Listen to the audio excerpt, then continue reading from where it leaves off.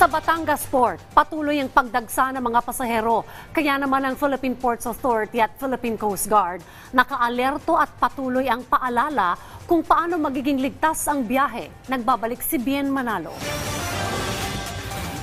Alas 4 pa lang ng umaga, nagtungo na si Nita Mendoza sa Batangas Port kasama ang kanyang buong pamilya. Biyahing Calapan City, Oriental, Mindoro ang pamilya ni Nita para dumalo sa isang family reunion. Excited si Nita sa kanyang muling pag-uwi sa probinsya dahil matagal-tagal na rin aniya siyang hindi nakakauwi doon. Merong reunion ang mga Mendoza, parte ng family ng Mendoza. May kaunti kaming salo-salo. Minsan lang kaming ganitong magsama-sama. Bakit po? Wala lang, dahil kami malalayo nga, gusto nila namin pangita ng iba nasa ibang bansa. Mas pinili naman ni Nita na maagang magpunta sa pier na nagbabaka sakaling makabili ng tiket sa terminal. Dito na lang kami bumili ng ticket.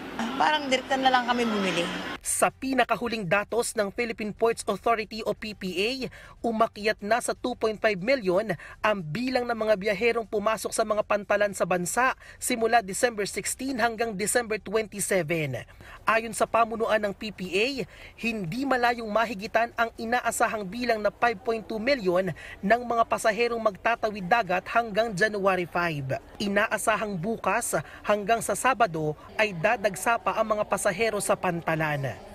Umaabot sa 17 hanggang 20,000 ang bilang ng mga pasahero sa Batangas Port na isa sa pinakamalaking pantalan sa bansa. May paalala naman ang PPA sa mga pasaherong uuwi ng probinsya. Tayo na lang po sa mga kababayan natin, mas maganda kung mas maaga po silang makapag-book ng ticket nila dahil ito po talaga yung nagiging cause ng mahabang pila sa mga pantalan kapag wala pa pong online booking ng ticket. Pero kung sakasakali na yung shipping line naman po nila ay hindi available yung online booking, maaari po silang pumunta sana ng mas maaga sa pantalan para maiwasan po natin yung tinatawag natin na chance passenger.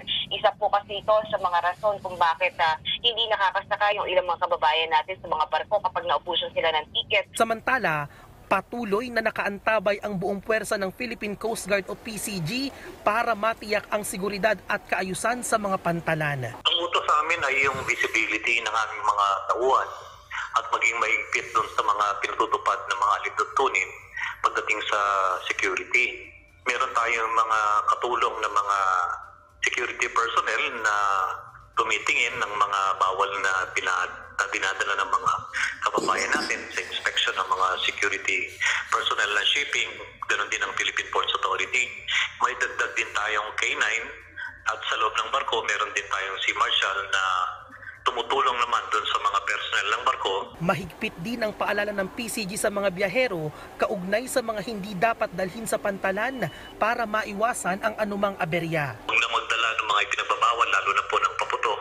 At pagka sumasakay kayo ng barko, maganda ho na magplano ng maayos para hindi kayo mantala sa inyong mga pagbabiyahe. Tawagan nyo yung mga shipping companies para kung may mga changes ay malalaman po ninyo at plano kayo ng mas maaga. Bien Manalo para sa bayan.